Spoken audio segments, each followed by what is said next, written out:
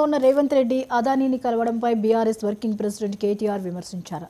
ఎన్నికల ముందు అదానీ దొంగ అన్న రేవంత్ రెడ్డి దావోస్లో అలాయ్ బలాయ్ చేసుకున్నారన్నారు. కాంగ్రెస్ అవకాశవాద దిగజారుడు రాజకీయాలకు ఇదే నిదర్శనమని మండిపడ్డారు. కాంగ్రెస్ పార్టీ ఢిల్లీలో అదానితో కొట్లాడుతూ తెలంగాణలో మాత్రం ఆయనతో కలిసి ఎందుకు పనిచేస్తున్నదో స్పష్టం చేయాలని కేటీఆర్ డిమాండ్ చేశారు.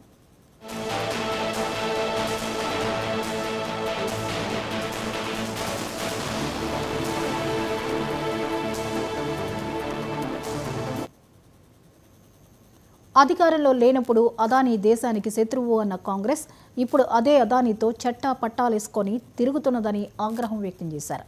బీజేపీ ఆదేశాలతోనే అదానీతో సీఎం రేవంత్ కలిసి పనిచేస్తున్నారని ఆరోపించారు.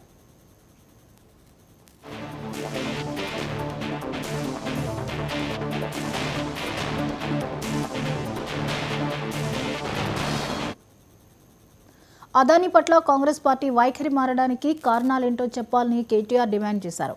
తెలంగాణ భవన్లో మహబూబ్ నగర్ బీఆర్ఎస్ పార్లమెంటు సన్నాహక సమావేశంలో ఆయన పార్టీ శ్రేణులను ఉద్దేశించి ప్రసంగించారు.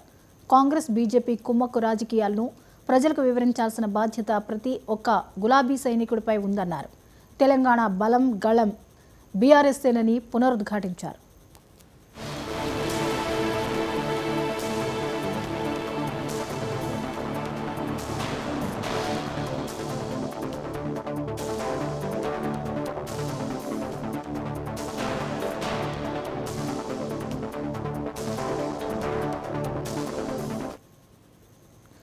ఆరు నెలల్లో ప్రభుత్వంపై ప్రజా తిరుగుబాటు వస్తుందన్నారు.